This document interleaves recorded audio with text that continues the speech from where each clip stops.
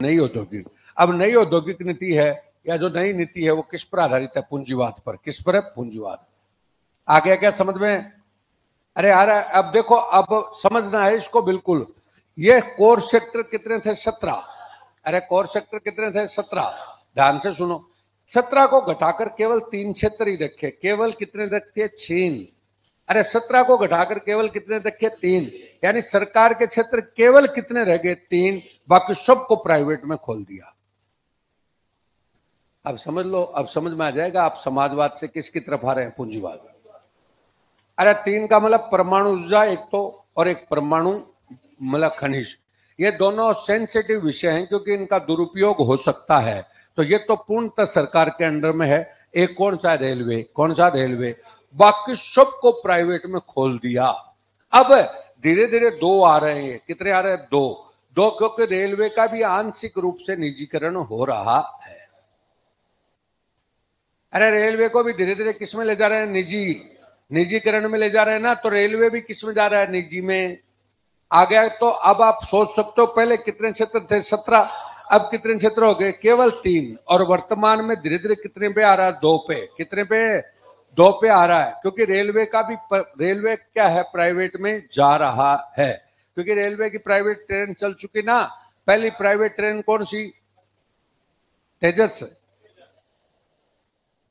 आगे तो प्राइवेट हो गया। आपको बता, रेलवे स्टेशन को आपका प्राइवेट में दे दिया। सब चीज प्राइवेट में दे रहे हैं धीरे धीरे। तो बोलो क्लियर क्या? तो ये 2 अब ऑटोमेटिक क्या हो गया भाई? निजीकरण ज्यादा हो गया ना। अरे पहले तो 17 में तो निजी क्षेत्रों को घुसने ही नहीं देते थे। अब केवल 2 क्षेत्र ही बचे जहां पर कोई घुस नहीं सकता। बाकी तो सब क्षेत्रों में कौन घुस रहा है? निजी। अब निजी ज्यादा घुसेगा तो प्रतिस्पर्धा क्या होगी? बढ़ेगी। और प्रतिस्पर्धा बढ़ेगी तो जनता को फायदा तो होगा। वही बात है। अब आइए लाइसेंस। लाइसेंस कितने क्षेत्र में था? 18। अब केवल कितने क्षेत्र में रह गया? 5। और उसको भी अब कितने में कर दिया? 4। वर्तमान में कितने तक आ गया? 4। यानी 4 ही क्षेत्र ऐसे हैं जो विस्फोटक सामग्री हो, प्रदूषण को प्रभावित करने वाले हो। ऐसे 4 ही क्षेत्र है जिसमें लाइसेंस की आवश्यकता है। बाकी लाइसेंस लेने की आवश्यकता नहीं। तो उद्योगों को खुली छूट दे दी ना। अब आप समझो इस बात को। तब हमने नीचे एक पॉइंट लिखा है, कौन सा? Ease of doing business. Ease of doing business का मतलब व्यापार और वाणिज्य के लिए क्या है? आसानी। तो आसानी कर रहे हैं ना। आपको लाइसेंस ही लेने की जरूरत नहीं है। सब क्षेत्रों में काम कर सकते हो। तो आसानी होगी। बोलो क्लियर है क्या? तो यहां पर हम समाजवाद से किसकी तरफ आ गए? पूंजीवाद। अब आओ, राजस्थान में उदारीकरण से प्रभावित नीति आई 1994 में। 1994 में औद्योगिक नीति आई। कब आई राजस्थान में? कब आई? 1994। कौन लेके आए? भैरों सिंह शेखावत। तो उदारीकरण को लाने वाला पहला व्यक्ति यहां पर कौन हो गया? भैरों सिंह शेखावत। भैरों सिंह शेखावत। बोलो क्लियर है? और अभी नई नीति उद्योग और निवेश नीति कब आई? 2019। राजस्थान में कब आई? 2019। और एक राजस्थान में एमएसएमई कानून बनाया है। कौन सा है? एमएसएमई जान तो गए क्या? सूक्ष्म लघु उद्योग। अरे लघु उद्योगों को 3 भागों में बांट दिया, सूक्ष्म, लघु और मध्यम। सूक्ष्म का मतलब माइक्रो, एम, और लघु का मतलब कौन सा? स्मॉल, एस, और मीडियम का मतलब मध्यम। तो एमएसएमई बोलते हैं इसको। तो अब ये कह रहे हैं कि कोई भी लघु उद्योग लगाता है ना, तो ब्रैकेट में मैंने एक 5 वर्ष लिख रखा है। तो 5 वर्ष तक ना तुमसे न तो कोई टैक्स लेंगे और न कोई इंस्पेक्टर वगैरह तुम्हें चेक करने आएगा, और न तुम्हें कोई लाइसेंस लेने की आवश्यकता होगी। अरे समझे क्या? 5 वर्ष तक कोई भी उद्योग लगाता, कौन सा? लघु उद्योग। आप तो ऐसे मान लो कौन सा उद्योग लगाता? लघु। तो लघु उद्योग होता तो 5 वर्ष तक की छूट है। 5 वर्ष का मतलब समझ रहे हो कि 5 वर्ष तक तुम्हें कोई न तो अधिकारी परेशान करने आएगा, अधिकारी का मतलब अधिकारी चेक करने नहीं आएगा, और बहुत से जैसे बेसिक टैक्स आपसे लिए नहीं जाएंगे। समझ गए? बेसिक टैक्स नहीं लिए जाएंगे। कम ब्याज पर आपको लोन दिया जाएगा। कम ब्याज पे लोन दिया जाएगा। लाइसेंस लेने की आपको आवश्यकता नहीं होगी। तो लघु उद्योगों को क्या मिलेगा? बढ़ावा। तो ये कौन सी कंसेप्ट है? Ease of doing business.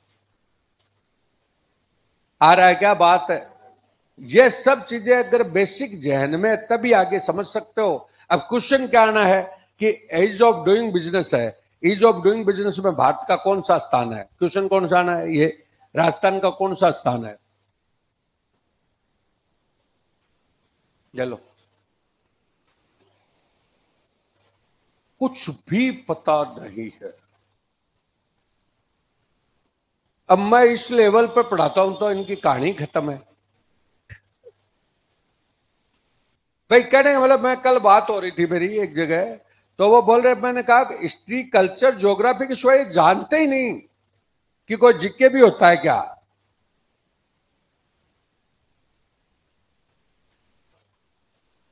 भाई की कहानी तो हिस्ट्री ज्योग्राफी और कहां तक कल्चर तक टिकी हुई है, आगे है ही नहीं।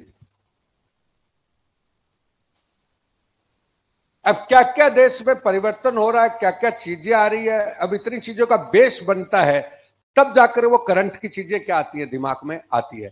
अब नीचे नीचे मैंने पॉइंट कौन सा लिखा है? ईज ऑफ डूइंग बिजनेस, व्यापार और वाणिज्य करने में आसानी, मतलब उद्योग और वाणिज्य में क्या हो गई? आसानी। तब ये जुड़ेगी ना, चीज जुड़ रही है कि अपन ने एमएसएमई कानून बनाया। कौन सा कानून बनाया? एमएसएमई। एमएसएमई कानून कब बना? 2019। उसमें कह रहा है कि आपको लाइसेंस की आवश्यकता नहीं है, तो व्यापार करने में आसानी नहीं है क्या?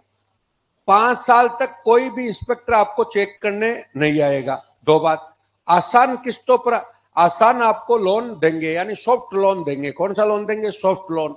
और चौथी बात है कि आपको 5 साल तक कोई लाइसेंस की इंस्पेक्टर आपको चेक करने नहीं आएगा, और बहुत से टैक्स भी आपसे नहीं लेंगे। अब बोलो, ये चारों बातें कितने साल तक? 5 साल। अब तुम्हें इजी गोइंग समझा देता हूं।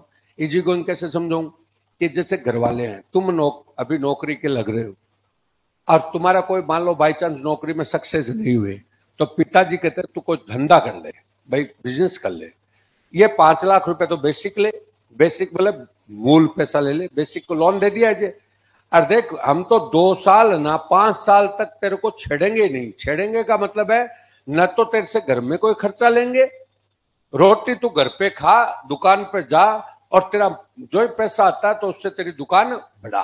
हम तो कुछ भी तेरे को नहीं कहेंगे। वही तो है। अगर वही बात है, घर में खर्चा मांगने लग जाएगा पिताजी रोजाना, तब तो कहां से बढ़ेगा वो?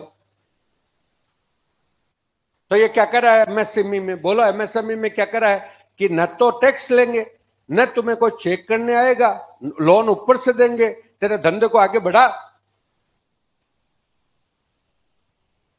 सर, व्यवहारिक बहुत जरूरी है।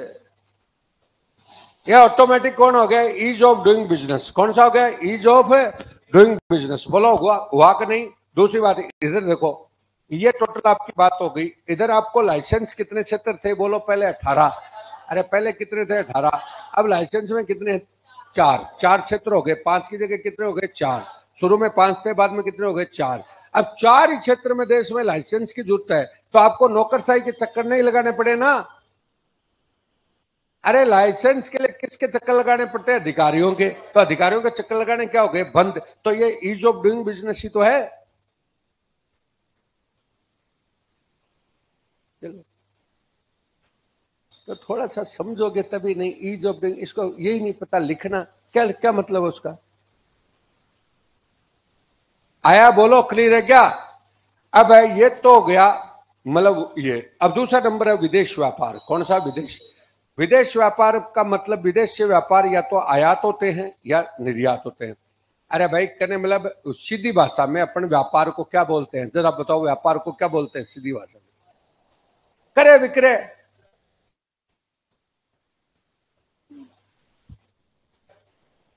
क्रय मतलब खरीदना, और विक्रय मतलब बेचना।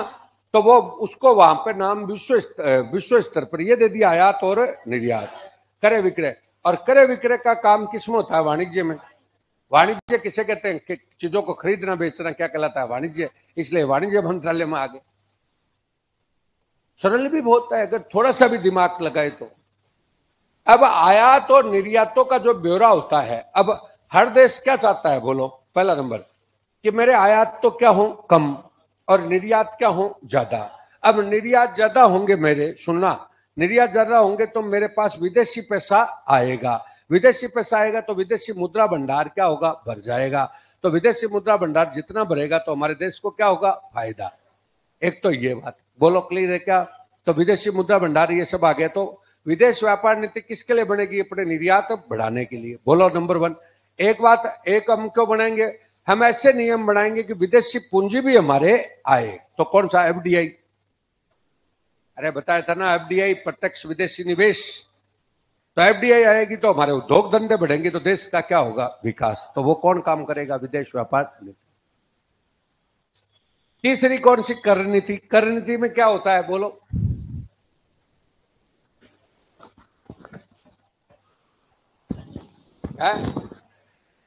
टैक्स तो हमारी को पता है, टैक्स तो लिख ही रखा है उसमें।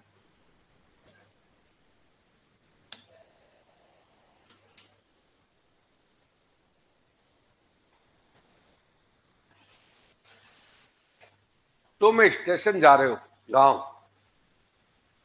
गांव जा रहे हो, तो तुम्हारे दिमाग में फिक्स है कि मैं टिकट लूंगा।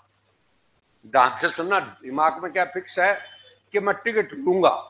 वहां पर जो ही रेलवे स्टेशन पहुंचे और गाड़ी आने में 10 मिनट है, 100 आदमियों की लाइन लगी हुई है।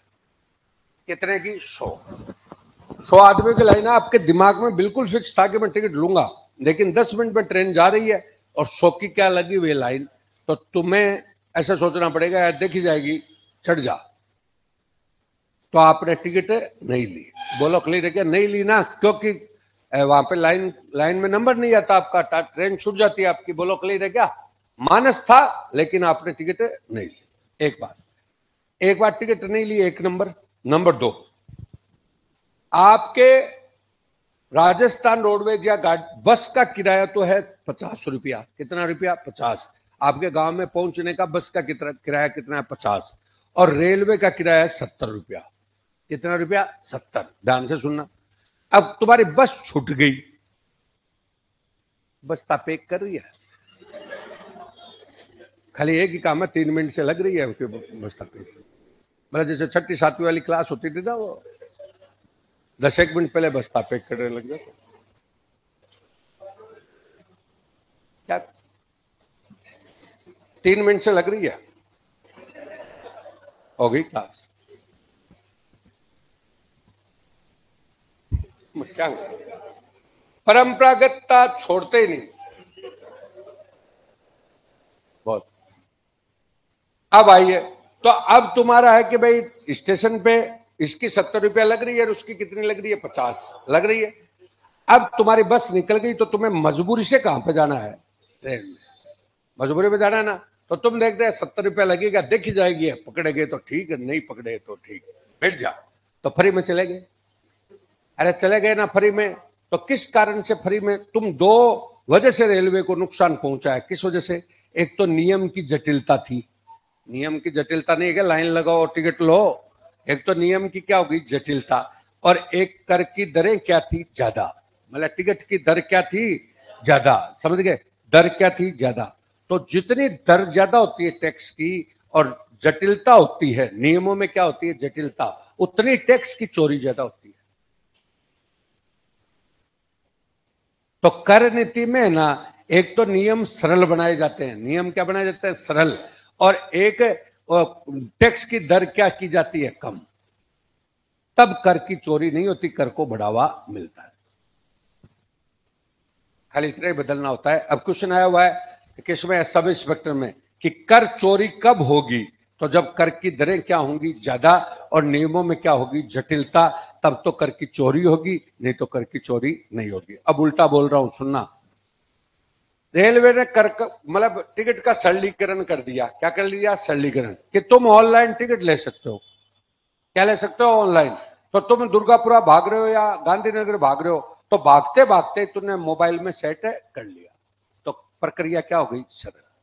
तो टैक्स आ गया ना सरकार के पास। प्रक्रिया सरल करते ही टैक्स आ गया ना। एक बात। नंबर 2, अब आपकी बस की टिकट कितनी थी? 50। इन्होंने कर दिया 30 ही, 20 रुपया कर दिया। कितना कर दिया? 20।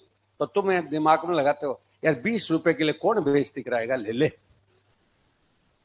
तो जो ही दर कम हुई तो आपने टिकट ले ली। तो रेलवे को क्या फायदा हुआ? उसके सवारी क्या हो गई? सारी की सारी टिकट में जाने लगी, तो ऑटोमेटिक उसको क्या हो गया? फायदा। यही तो है कर नीति।